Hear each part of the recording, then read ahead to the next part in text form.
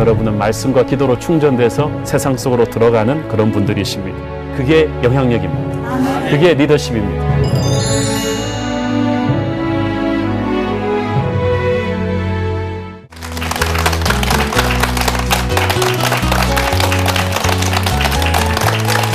여러분 안녕하십니까?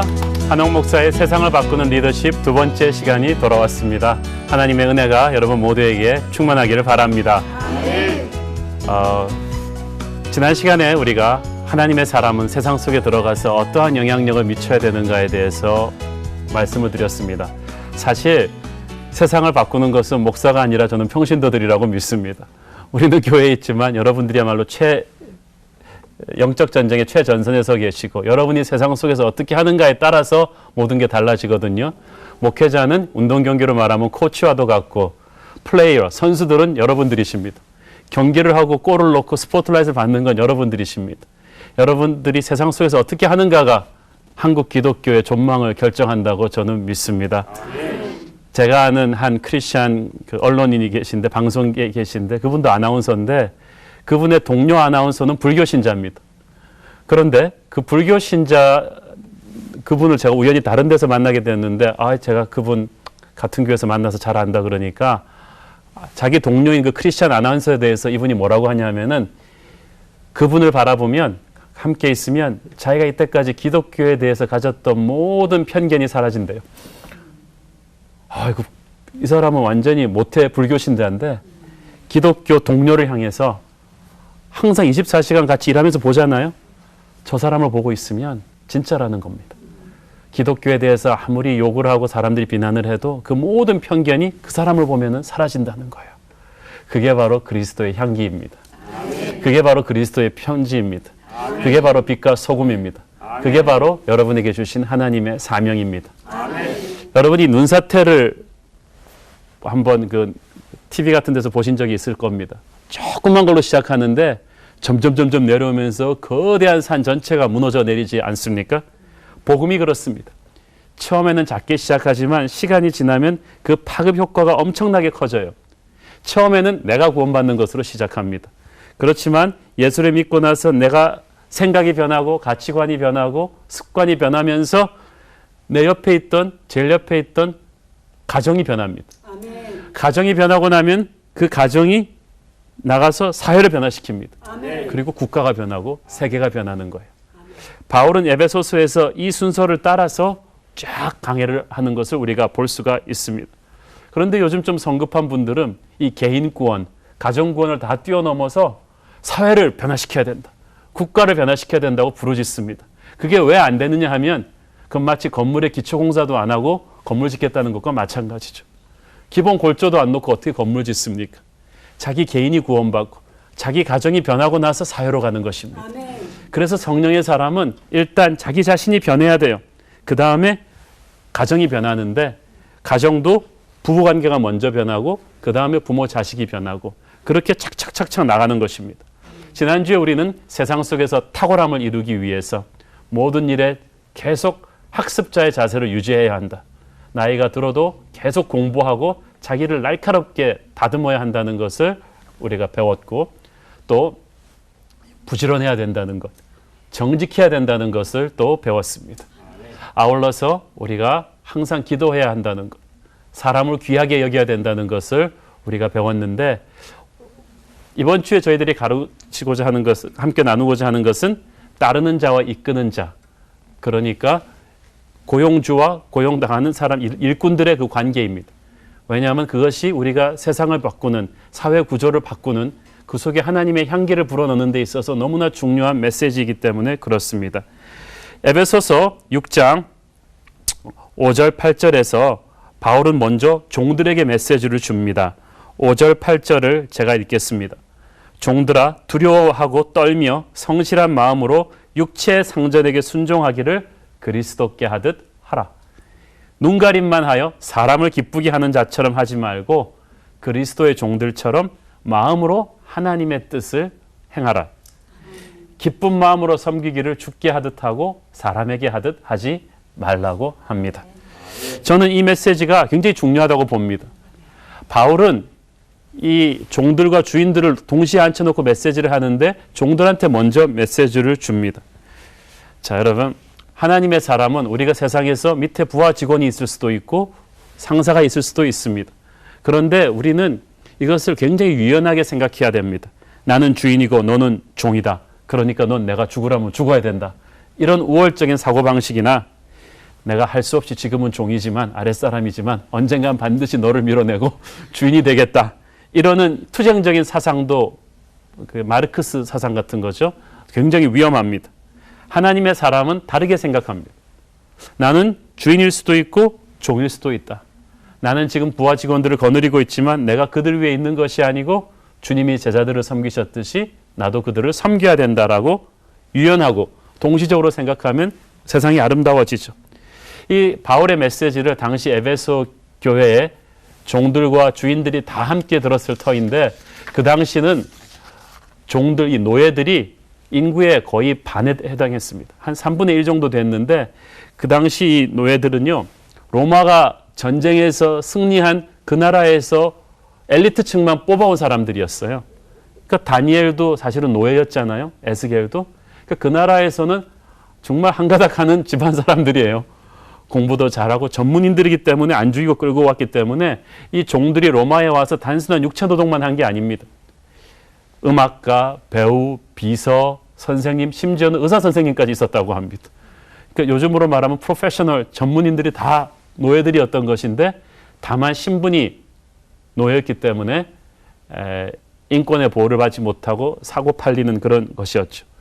그런데 바울의 설교를 듣고 있는 초대교인들의 태반이 이 노예들인데도 불구하고 바울이 상당히 이들한테 참 감당하기 힘든 메시지를 주고 있습니다.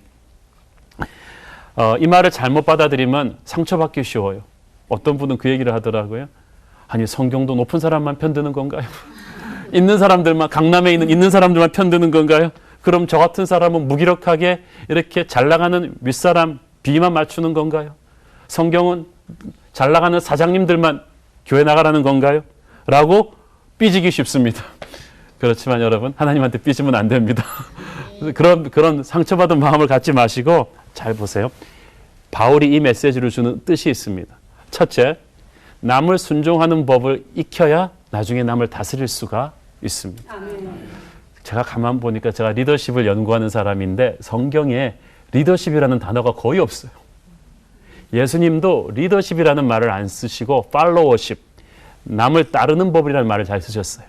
예수님이 제자들 처음 스카우트 하실 때 뭐라 그러셨죠? 나를 따르라. Follow me. 그러면 너희가 뭐가 된다고요? 사람 낚는 어부가 될 것이다. 그러니까 정말 베드로와 요한은 나중에 몇천 명이 되는 초대교회인들을 다스렸습니다. 그러나 그 전에 뭘 배웠어요? 예수님을 죽어라고 순종하는 법을 배웠던 거예요. 팔로우십, 남을 따르고 순종하는 법을 제대로 배우지 않은 사람이 남을 다스리게 되면 그때부터 사고 나는 것입니다. 그때부터 난리 나는 거예요. 너희 중에 누구든지 으뜸이 되고자 하는 자는 먼저 종이 되어야 하리라. 우리가 하나님이 이 사회를 바꾸는 이 법칙 중에 하나가 순종하는 법을 먼저 배우고 다스리는 게 되는 것입니다. 부모를 제대로 순종하지 못한 사람은 반드시 나중에 자식 문제로도 아주 쓰디쓴 아픔을 겪게 돼 있어요. 자기가 밑에 있을 때 계속 윗사람한테 들이받은 사람은 나중에 자기가 윗사람이 돼도 자기 제2의 자기를 만나게 됩니다. 또 자기를 들이받는 사람을 만나게 돼요. 그래서 순종하는 법을 잘 배워야 합니다.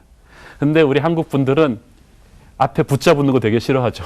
부회장, 부사장 뭐 이런 거 싫어해요. 빨리 내가 독립하리라. 소의 꼬리가 되느니 닭의 머리가 되겠다. 그리고 막 그러는데 여러분, 하나님이 순종하는 법을 익히게 하는 때가 있어요. 하나님의 사람들이 다 그랬잖아요. 다윗을 왕으로 세우기 전에 그 사울 밑에서 죽을 고생을 다 했습니다. 사울이 정상적인 왕이 아니잖아요. 그런데도 그 다윗을 질투하고 핍박하는 그 사울 밑에서 다윗이 그 시간을 잘 보냈기 때문에 하나님은 다윗을 이스라엘의 역사를 바꾸는 위대한 왕으로 만들 수가 있었던 것입니다. 저는 그래서 먼저 우리가 종의 마음으로 세상 일을 해야 된다고 생각합니다. 그걸 부끄럽게 생각하실 거 없어요. 예수 그리스도께서도 하나님의 아들께서도 종의 형상을 입으시고 오셔서 우리를 섬겨주셨는데 부끄럽게 생각하지 말고 직장이나 사회 어딜 가든지 그래 주님도 섬기셨는데 나도 종이다. 딱 그 생각을 하면 모든 게 갈등이 없어져요. 제가 명문대 나온 친구가 자기가 유학까지 갔다 와서 회사 기업 신입사원으로 갔더니 커피 심부름 시켜더라는 거예요. 자존심 상해서 말이죠. 그래서 야 커피 심부름 앞으로 네가 하겠다 그래. 그리고 그냥 타주지 말고 크림과 그 슈거를 잘 조절해가지고 거의 그 스타벅스 수준의 커피를 만들어 드려. 커피만 주지 말고 옆에 쿠키까지 놔드려. 예수님도 그렇게 하셨을 거야. 너 그럼 사랑받는다. 그랬더니 그 사장님이 좀 옆에 앉으라 그러더래. 그러더니 이 얘기 유학 때는 뭐 공부했냐 이렇게 막 얘기 좀 하자 그러더라는 거예요. 이때까지 그렇게 정성스럽게 커피 심부름을 해준 사람이 없었던 거예요. 부장님이나 사장님한테. 그런데 그걸 하면서 자기의 꿈을 얘기하게 되고 프로젝트를 얘기하게 돼서 얘가 굉장히 큰 기회를 잡을 수 있었다는 거죠. 작은 걸 잘하니까 하나님이 기회를 열어준 거예요. 아멘. 사랑하는 여러분, 6절에 보니까 우리는 그리스도의 종으로 행하는 것이라고 했어요. 우리의 보스는 우리의 눈에 보이는 이 땅의 보스가 아니라 하나님이십니다. 그 사람도 그냥 고용된 거예요. 그래서 지위가 낮다고 불평하고 윗사람 욕하고 무기력하게 살면 안 돼요. 긍정적이고 그렇게 당당하게 살아야 돼요. 지금은 대통령 되셨지만 우리 그 장로님도 자기가 현대에 들어갔을 때 한 번도 자기가 그냥 월급 받는 부하 직원이라는 생각을 안 했대잖아요. 처음부터 나는 이 회사 주인이다.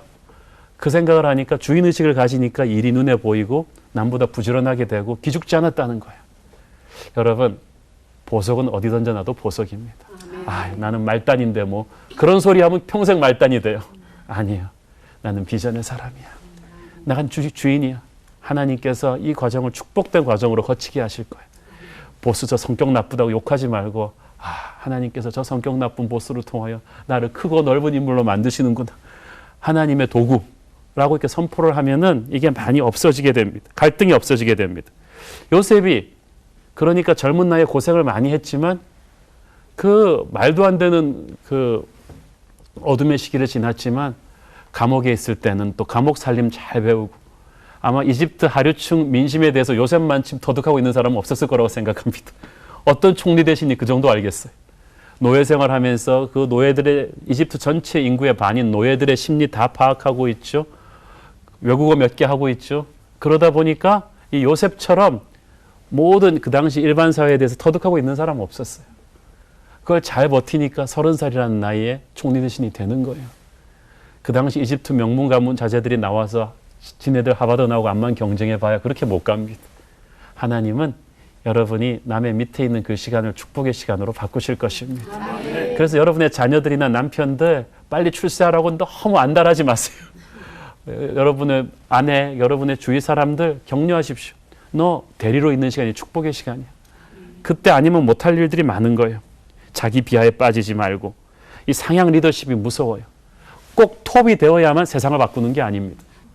진짜 세상을 움직이는 힘은 곳곳에 있는 전문성이 있는 사람들의 상향 리더십, 윗사람을 움직이는 힘이에요.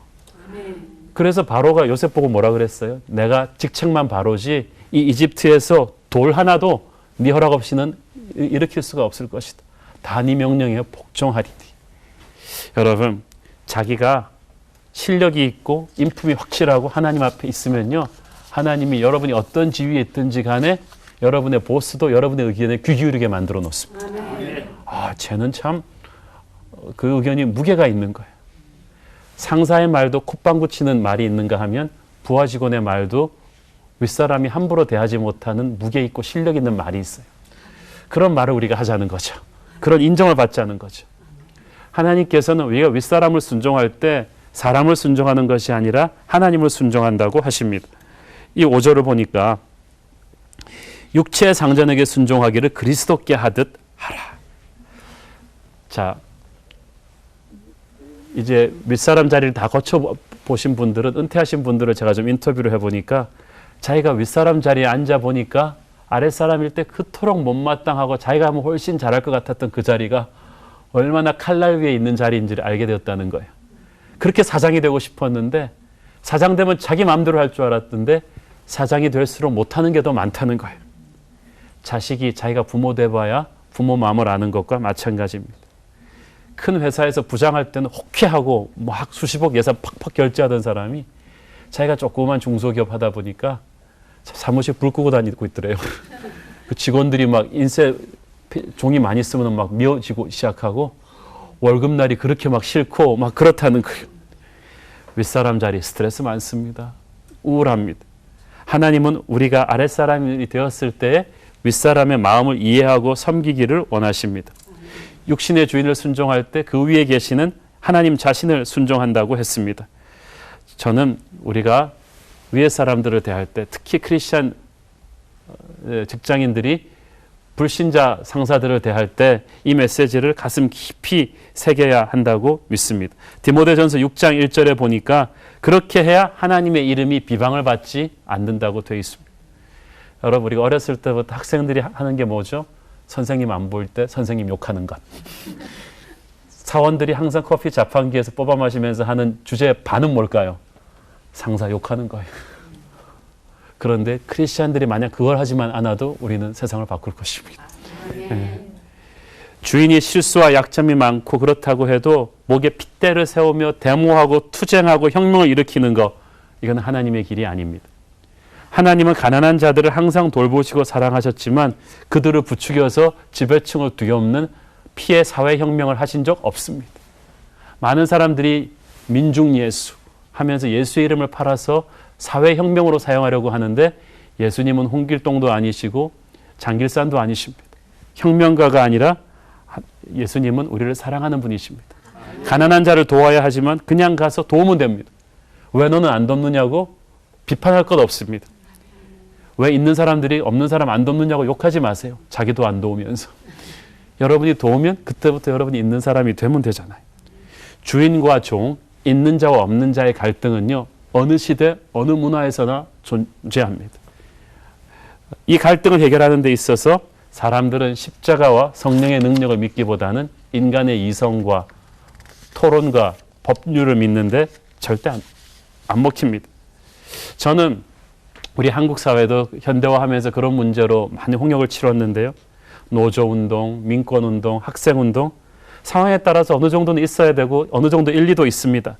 그러나 이것들은 항상 인간의 죄성으로 오염될 수 있습니다. 순수하게 가난한 노동자들의 권익을 살리자는, 보호하자는 순수한 100%의 순수한 노조운동이어야 되는데 그게 인간의 죄성으로 또 폭력적으로, 이기적으로 타락할 수도 있다는 것입니다. 또 이런 운동들을 교회 사역으로 대치되어서도 안 됩니다. 교회는 어디까지나 교회여야 합니다. 기독교는 가진 자와 없는 자, 종과 주인, 이 두 세력의 한편을 들어서 다른 쪽을 공격하는 자가 아닙니다. 예수님의 십자가는 가난한 자를 위한 것이지만 부자를 위한 것이기도 했습니다. 아무 가진 것 없는 과부를 품에 안으셨던 예수님께서는 집신지신 돈은 넘치지만 영혼은 가난했던 삭개오도 구원하신 분이셨습니다. 십자가 보혈로 구원하시고 감동시키십니다. 종들아, 못된 주인들 밑에서 얼마나 고생이 많으냐. 내가 성령의 능력을 줄 테니 다 때려 엎어라. 그냥 다 죽여라. 이렇게 쓰면 속이 시원할 텐데. 초대교회 목회 잘 됐을 텐데. 바울은 그렇게 말하지 않아요. 비겁해서도 아닙니다. 현실 도피도 아닙니다. 그 방법으로 일이 해결이 안 되기 때문에 그렇습니다. 칼로 일어선 자는 칼로 망하기 때문입니다. 그렇게 해서 일어난 사회혁명이 아니라는 것은 저 공산주의의 붕괴가 우리에게 말해주고 있지 않습니까? 성령의 능력으로 되는 사랑의 혁명으로 하는 것이지 정치적 힘으로 하는 그런 혁명이 되는 게 아닙니다. 그래서 교회는 정치 세력화돼서는 안 되는 거예요. 자, 계속 이 까다로운 상사 순종하는 거에 대해서 저희들이 이제 얘기를 하고 싶은데, 오케이, 우리가 윗사람들 예수님처럼 순종한다. 그렇지만 진짜 이상한 상사들이 있어요. 성경을 까다로운 상사들이라고 말합니다. 베드로전서 2장 18절에 보니까 범사에 두려워함으로 주인들에게 순종하되 선하고 관용하는 주인들뿐 아니라 까다로운 주인들에게도 그리하라. 영어 성경에 보니까 those who are harsh. 우리나라 말로 좀 속 시원하게 표현하면 인간성 이상한 애들. 성격 까탈스럽고 부하들을 질투하고 음해하고 자기중심적이고 괴팍한 그런 상사들은 어떻게 하냐는 거죠. 우리는 윗물이 맑아야 아랫물이 맑다. 네가 존경할 만하면 우리가 존경하겠다는데 이상한 애들이 있다는 거예요. 까다로운 상사들. 그런 애들은 안 해도 되죠라고 할까 봐 하나님이 선수 치셨어요. 그 사람들도 순종하라. 자, 여러분 이거 쉽지 않아요. 정말 쉽지 않아요. 청년들 상담해 보면 이것 때문에 직장 관두고 신학교 가겠다는 애들 굉장히 많습니다. 이건 하나님의 뜻이라는 거야. 이런 험한 세상에서 자기는 못 산다는 거지. 저런 술고래에다가 성질 더럽고 자기 결제서를 막 집어던지는 저런 상사 밑에서 난 하루도 못 살겠어. 주께서 나를 신학교로 보내시나 봐요. 아니야. 안 보내셨어. 제가 그 얘기를 해줍니다. 성경에 나오는 다니엘의 보스들이 이렇게 착한 사람이었다고 생각하냐? 제가 성경에서 설명은 안 해줬지만 제가 역사 전공했으니까 다니엘이 지났던 4가지 정권, 4명의 다른 왕들의 그 야사에 대해서 제가 얘기를 해줬어요. 그 바벨론과 페르시아와 이 다니엘이 섬겼던 왕들이 얼마나 잔인하냐면요. 어떤 왕은요, 이 어떤 밑에 부하 신하가, 오른팔 드는 신하가 왕이 출정하는데 자기 아들 군대 좀 빼달라 그랬어요. 병역 기피. 그랬더니 그 아들을 불러다가 몸을 두동강 내서 죽인 다음에 그 시체를 딱 양쪽에다 갈라놓고 모든 병사들이 밟고 출정하게 했어요. 그렇게 성미가 있는 왕이었어요. 어떤 사람도 믿지 않고 부하들을 계속 경쟁시켜가지고 서로 정적들을 제거하게 하는 무서운 왕이었어요. 그러니까 페르시아 제국을 통일하죠. 바벨론을 통일하고. 우리도 사극에 보면 그 왕실이 얼마나 살벌합니까? 그런 데서 이민자 출신의 다니엘이 살아남았으니까 얼마나 정적들의 모함도 많았을 것이며, 그러니까 사자굴에 던지죠. 그리고 그 괴팍스러운 왕들 밑에서 예수 안 믿어요. 술과 음란과 파워게임이 난무하는 거기서 다니엘이 만약 주님 여기가 아닌가 비요. 나 신학교로 갈래요. 그랬으면은 안 되는 거예요. 그런데 다니엘은 거기서 살아남은 거예요. 그 왕들의 권위는 존중하지만 믿음은 타협하지 않고 모든 일을 탁월하게 함으로써 그 왕들로 하여금 하나님의 영광을 보게 했죠. 다니엘서에 나오지 않습니까? 많은 사람을 옳은 대로 돌아오게 한 자는 하늘의 별과 같이 빛날 것이다. 그 와중에서 그 많은 사람들이 착한 이렇게 크리스찬들이 아니에요. 정글 같은 파워게임에 익숙한 그런 자기를 견제하는 상사, 부하, 동료들을 다니엘은 삶으로 옳은 대로 돌아오게 했던 것입니다. 저는 한국 크리스찬들이 직장 속에서 이 시대의 다니엘 같이 되기를 바랍니다. 베드로전서 2장 19절, 21절 말씀을 제가 읽어드리겠습니다. 직장 생활에서 힘드신 분들한테 격려가 되기를 바랍니다. 부당하게 고난을 받아도 하나님을 생각함으로 슬픔을 참으면 이는 아름다우니 죄가 있어 매를 맞고 참으면 무슨 칭찬이 있으리요. 그러나 선을 행함으로 고난을 받고 참으면 이는 하나님 앞에 아름다우니라. 아멘. 이를 위하여 너희가 부르심을 받았으니 그리스도께서도 너희를 위하여 고난을 받으사 너희에게 본을 끼쳐 그 자취를 따라오게 하셨느니라. 아멘. 기가 막힌 말 아니에요? 아멘. 그러니까 여러분이 당연히 들어도 쌀 욕을 먹는 게 아니라 내가 뭐 일을 잘못해서 물건을 망가뜨려서 욕 먹는 건 당연히 먹어야 되는데 전혀 억울한 욕을 먹고 있다. 여러분 예수님 레벨로 올라가신 거예요.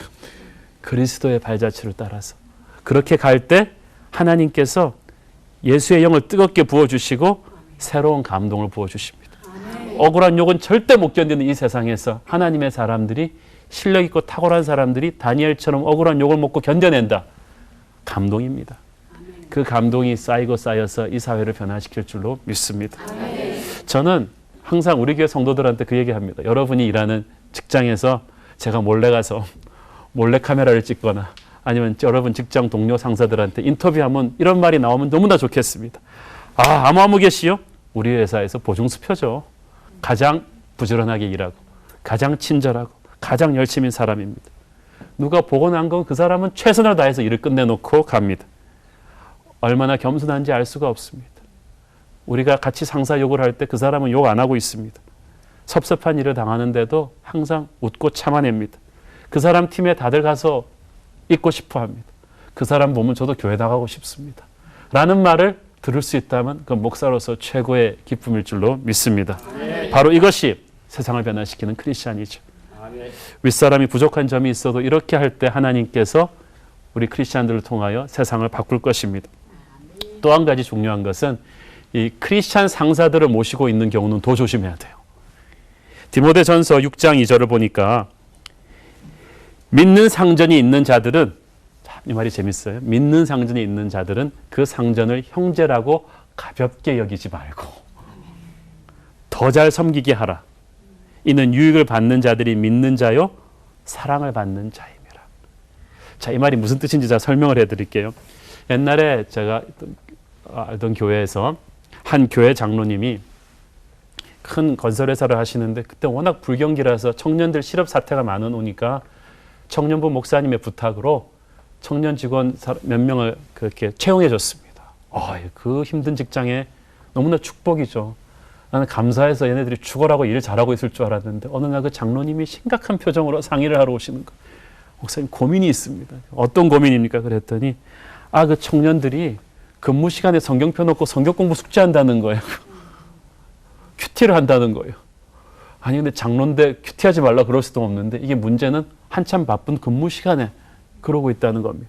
그리고 그 아침에 회의인데 교회 늦게 온다는 거예요. 그래서 왜 늦게 왔냐 그랬더니 교회에서 청년부 무슨 순장 모임이 길어져가지고 늦게 왔다는 거예요. 그리고 저녁 때 일들이 많은데 갑자기 얘네들은 사라져버린대요. 나중에 물어보면 교회 특별 부흥 집회이기 때문에 성가대 연습하러 갔다는 거죠. 그런데 그 얘기를 하면서 이 청년들이 보는 표정이 미안하거나 그런 게 아니고 교회 장로님인데 당연히 교회 행사를 자기가 먼저 그 나라와 그 의를 구하는 것을 당연히 봐주지 않겠냐는 그런 당당함이 있더라는 거죠, 얼굴에. 근데 자기가 정말 교회 장로인데 뭐라 그럴 수는 없지만 다른 불신자 부하 직원들이 있는데 너무 어쩔 줄을 모르겠더라는 거예요. 그래서 자기가 이거 어떻게 해야 되냐. 그래서 제가 장로님 그건 잘못된 겁니다. 죄송합니다. 그래서 제가 그 청년들을 따로 불렀어요. 너희들 그렇게 하면 하나님의 이름을 세상 앞에서 흙탕물을 끼얹는 것과 똑같다. 예배란 교회와 몸을 담그고 있는 것만 예배가 아니다. 예배란 네가 세상과의 시간 약속을 잘 지키는 것이다. 너 성경 읽고 싶으면 네가 30분 일찍 출근해서 읽어. 왜 근무 시간에 성경 읽고 난리야? 근무 시간에는 열심히 일을 하는 게 하나님께 예배하는 것이야. 너 저녁에 교회 부흥 집회 때문에 일찍 퇴근해야 되면은 동료들한테 며칠 전부터 양해를 구하고 네가 할 일을 새벽에 출근해서 다 해놓고 퇴근해. 안 그러면 부흥 집회 오지 마. 하나님은 그렇게 영광 받으시는 게 아니야. 믿는 자가 보스기 때문에 너는 더욱 그러면 안 된다. 내가 다시 이 얘기를 들으면은 너 그 직장에서 쫓겨나도 나한테 책임 묻지 마라. 그런 자세로 살면 우리는 세상 앞에서 하나님 욕을 먹인다. 그래서 제가 청년부들한테 특별 세미나를 했습니다. 세상 속에서 너희들이 하는 모든 것이 다 예배다. 그렇게 해야 한국 교회가 세상을 바꿀 것이다. 이 일과 영성을 우리가 대할 때 크리스찬들은 자신이 선 자리, 자신이 부르신 그곳이 하나님의 어떤 특별한 자리예요. 뭔가 내가 예수를 믿었으니까 자꾸 딴 거 해야겠다는 그런 생각을 성급하게 하시면 안 됩니다. 고린도전서 7장 20절 22절을 보니까 각 사람은 부르심을 받은 그 부르심 그대로 지내라. 네가 종으로 있을 때 부르심을 받았느냐? 염려하지 말라. 그러나 네가 자유롭게 될 수 있거든 그것도 또 이용해라. 그러니까 무슨 말이냐 하면 눈에 보이는 사회적 지위가 중요한 게 아니라 거기서 네가 어떠한 마음으로 바꾼 패러다임으로 사는가가 중요하다는 거죠. 아멘. 저희 집 옆에 동 아파트 경비원 아저씨가 그런 분이세요. 옆에 동 아파트 경비원이지만 제가 그분에 대해서 그 동 사람들이 마치 우리 동에서 개천에서 용났다는 식으로 얘기를 해가지고 아주 자랑스러워요. 나는 자기 경비 아저씨를 그렇게 자랑스럽게 얘기하는 데를 처음 봤어요. 왜냐하면은 이 경비 아저씨가 크리스찬이신데 보통 이렇게 경비 아저씨들이 기본적으로 그냥 은퇴하시고 좀 힘들어하시는 분들이 많으셔서 적극적으로 자기가 경비인 것을 민족 중의 역사적 사명으로 생각하는 그런 밝은 분들이 없어요. 어떤 분들은 막 고위공직하다 은퇴하셔갖고 막 자존심 상해갖고 인상 쓰는 분도 계시고. 근데 그 아저씨는 달라요. 어디선가 누군가에 무슨 일만 생기면 번개같이 달려오셔서 자동차도 바람 빠진 것도 막 그거 해주고 남의 집 그거 꽃도 다 치워주고 그리고 어떤 집에 아버지는 또 기러기 아빠라서 맨날 혼자 있다고 같이 라면도 먹어주시고 그리고 어떤 집은 막 이혼한다고 생 난리를 치면은 가서 양쪽 부부 상담 다 해주고, 그 동에 부부, 뭐 국회의원, 뭐 사장님 뭐 다 사는데요. 자기 자식 문제까지 다 그 아저씨한테 상담하고 기도받습니다. 그 동해 리스트 다 꼭 목회자가 목양하듯이 그 사람들은 다 케어해요. 그러니까 이 아저씨가 직분은 경비지만 영향력은 거의 그 동네 보스예요. 꼭 사랑방장 같아가지고. 제가 그걸 보면서 느꼈어요. 아, 고위공직의 장관이 됐다고 우리가 세상을 바꾸는 게 아니구나. 직분이 저렇게 낮아도 영향력일 거예요. 여러분이 어디에 있든지 간에 그런 영향력의 사람이 되기를 축원합니다. 아멘. 낮으면 낮은 대로 그 위치에서만 할 수 있는 일이 있어요. 아멘. 여러분이 백화점을 평가할 때 그 백화점 매장의 한 사원의 서비스를 보고 평가하지 그 백화점 회장님 만나보고 평가하겠어요. 여러분이 바로 어디서 있든 간에 그리스도의 향기라는 거죠. 아멘. 계급은 낮아도요. 그래서 그 어느 위치에 있든지 간에 그 순간을 엔조이하라고 합니다. 저는 직장생활하면서 나 언제 좀 높은 사람 돼보냐 일을 박박 갈면서 아유 난 이런 일을 하고 있을 사람 아닌데 라는 그런 태도로 살지 말라는 거예요. 대리면 대리, 과장이면 과장으로 있는 기간 동안을 하나님의 축복의 기간으로 알고 엔조이하라는 것입니다. 특히 저는 처음 직장생활하는 스펙이 좋은 외국 유학 갔다 온 그런 명문 집안 출신 젊은이들한테 꼭 그 얘기를 해주는데 네가 인류대학 출신이라는 것을 이제부터 잊어버려라. 유학파라는 것을 잊어버려라. 괜히 유학 갔다 와가지고 나 한국말 잘 안 돼 뭐 이렇게 막 혀 굴리지 말고 모든 일을 적극적으로. 유학 갔다 온 네가 명문대학 출신의 네가 커피 심부름해. 네가 남의 책상 치워주는 거야. 자기가 하기 싫은 일을 기꺼이 해야 어느 날 자기가 진짜 하고 싶은 일이 주어지게 될 것입니다. 그런 사람이 빛나는 거예요. 일하는 것은 예배하는 것이거든요. 예배하는 것은 지난주에 말씀드렸듯이 모든 일에 자신의 최선을 쏟아붓는 것입니다. 성실한 마음으로 일해야 합니다. 이 에베소서 5절 6절 말씀에 보면은 성실한 마음으로 진실한 마음으로 일하라는 거예요. 눈가림만 하지 말라는 거예요. 진짜 눈가림만 하면서 일하는 사람들 많거든요. 회사에서도 보면 요즘은 컴퓨터를 다 주니까 근무 시간에 다 인터넷으로 드라마 보고 말이죠. 친구들이랑 채팅하고 괜히 자판기 커피 마시면서 몇십 분씩 근무 시간에 잡답하고 그건 진짜 시간을 죽이는 거죠. 회사가 준 시간을 자기가 훔치는 것입니다. 대충대충 어차피 남의 일 해준다고 불량품 만드는 그렇게 살아야겠어요? 아니에요. 하나님의 사람은 하나님이 보신다고 생각하고 정성을 다해야 합니다. 아멘. 그래야 세상을 변화시키는 거예요. 아멘. 노동은 우리가 출세하기 위한 방편이 아니라 하나님께 예배하는 것이거든요. 그래서 우리가 국수를 말거나 청소를 하거나 학생들을 가르치거나 모두 예배드리는 행위죠. 잘해야 됩니다. 기쁜 마음으로 하라는 말이 몇 번씩 나와요. 일할 때요. 인상 쓰면서 일하는 사람들이 제일 상사한테 동료한테 부담스럽습니다. 하긴 하는데 지는 발이 없나 손이 없나 그러면서 이렇게 하면 안 되는 거예요. 저는 여러분이 얼굴에 항상 미소를 머금고 신나서 즐겁게 일하는 그런 분들 되기를 바랍니다. 아멘. 9절은 끝으로 주인들에게 주는 메시지인데 이 주인들에게 뭐라고 합니까? 상전들아 너희도 그들에게 이와 같이 하여 위협을 그치라. 이는 그들과 너희의 상전이 하늘에 계시고 그에게는 사람을 외모로 취하는 일이 없는 줄 너희가 알미라. 자, 먼저 위협을 그치라고 하죠. 이 말이 무슨 말입니까? 상전들이 있잖아. 윗사람이 되면 힘이 생기고 힘이 생기면 습관적으로 공갈이 심해져요. 제가 윗사람은 농담이라도 조심해야 되더라고요. 왜냐하면 힘이 있으니까 아랫사람들이 그걸 심각하게 받아들여요. 제가 아는 사장님도 자기는 그럴 마음은 아니었지만 좀 성질나면 꼭 그런 말을 잘해야 돼. 야, 이것도 일이야? 너 대학 나왔어? 넌 내일부터 나오지 마. 자기는 격려 차원에서 그렇게 얘기했다는 거예요. 그런데 나중에 하나님 믿고 나서 하나님께서 꿈에 보여주셨대요. 그 얘기를 듣고 나간 사원이 밤새 얼마나 집에 그 처자식을 바라보면서 눈물 흘리며 걱정을 했는지 진짜 덜덜 떨더라는 거죠. 어떤 교회 회장님은 제가 밥 먹으러 갔더니 간부들이 쫙 도열해 있는데 이러고 서 있어요. 그래서 야 역시 회장님이 무서운가 봅니다. 그랬더니 그 회장님이 최대한 나이스하게 웃으면서 목사님 저는 부드러운 사람입니다. 그러는 거예요. 그래서 제가 그랬어요. 회장님 사자가 웃어도 토끼가 인상 쓰는 것보다 무섭죠. 그랬더니 막 간부들이 막 웃어요. 그때 회장님이 쫙 째려보면서 웃기나. 그분을 나중에 어떻게 됐는지 난 모르겠어요. 여러분 밑에 있는 부하들을 격려하셔야 됩니다. 축복하셔야 됩니다. 농담으로라도 그들을 압박하는 말을 심하게 하면 너 다음 주부터 나오지 마 이런 말 하면은 아랫사람들이 상처를 받아요. 그리고 그 눈물을 주님이 헤아리시는 것입니다. 상전들아 너희도 그들에게 이와 같이 하고 종들이 주님 대하듯 상전들에게 섬긴다면 상전도 그렇게 해야 된다는 거예요. 주님이 우리를 위해 죽으셨듯이 하나님은 우리가 약한 자를 챙겨주기를 원하십니다.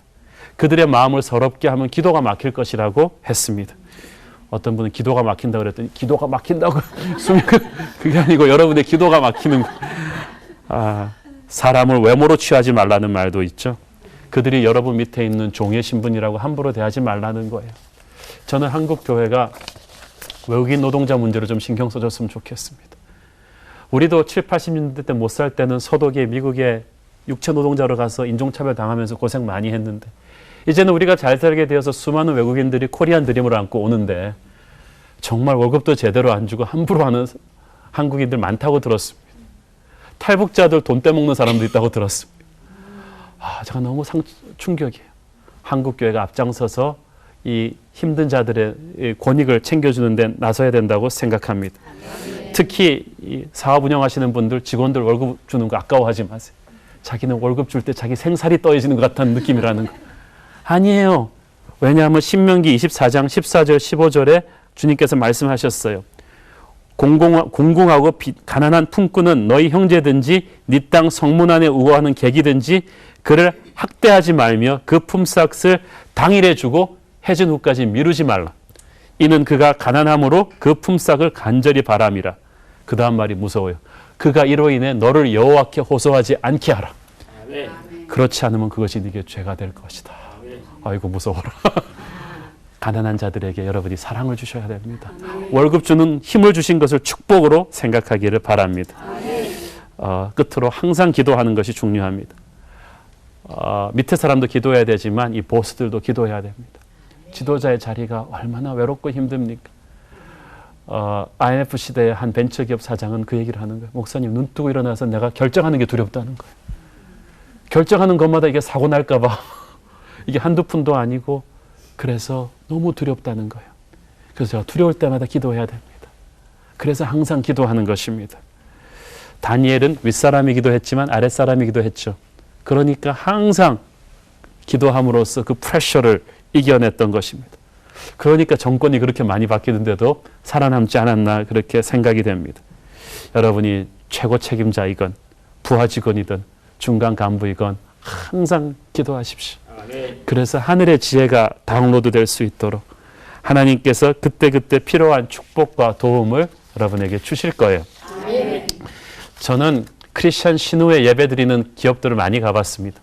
그렇지만 신우회 예배 드린다고 진짜 크리스천 기업이 아니에요. 이렇게 탁월하고 정성스럽게 사람을 대하며 정직함을 실천하는 기업이 진짜 크리스천 기업이에요. 리더와 직원들이 항상 기도하는 기업이 진짜 크리스천 기업이에요. 경건의 모습은 소용없어요. 경건의 능력이 있어야 돼요. 18세기 말에 이 영국 상류 사회집 아기들을 돌보던 유모들은 아주 가난한 서민 출신들이었다고 합니다. 그런데 독실한 크리스찬이들이었대요. 그래서 그 상류층 아기들을 보면서 항상 자장가로 그리고 책을 읽을 때 가르쳐준 게 성경책이었고 찬송가였습니다. 여러분 그거 아시죠? 인간의 모든 감성 지수는 8살이 되기 전에 끝나는 거예요.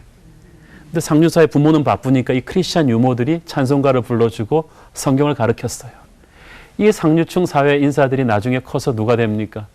18세기 초 윌버포스와 함께 영국의 노예제도를 폐지하고 영국의 각종 미개한 그 관습들을 다 타파하고 복지제도를 만들고 영국을 정말 크리스찬 국가로 만든 영국의 리더층들이 바로 거기서 나온 거예요. 세상을 변화시키는 것은 우리가 위대한 자리에 앉았을 때 하는 게 아니에요. 가난하고 약한 서민 출신의 그 유모들이 그 살림을 깨끗하게 하면서 하나님의 영성을 그 아이들에게 전수한 것이 영국의 역사를 바꾼 것이죠.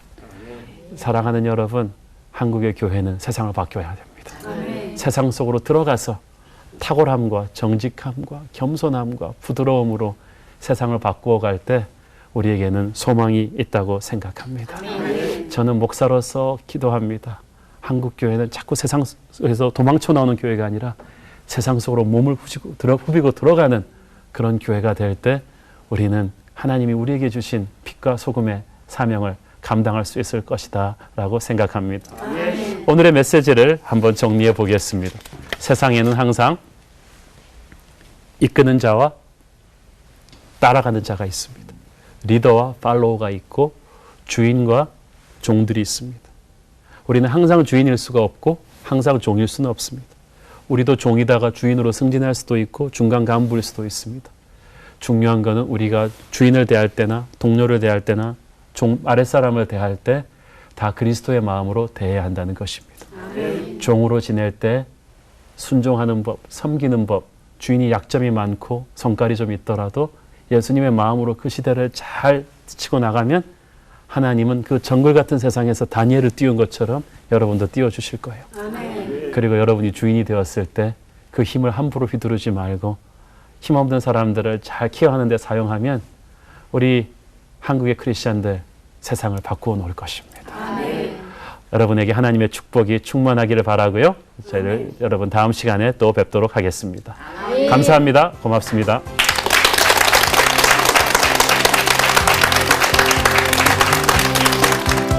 저는 그래서 먼저 우리가 종의 마음으로 세상 일을 해야 된다고 생각합니다.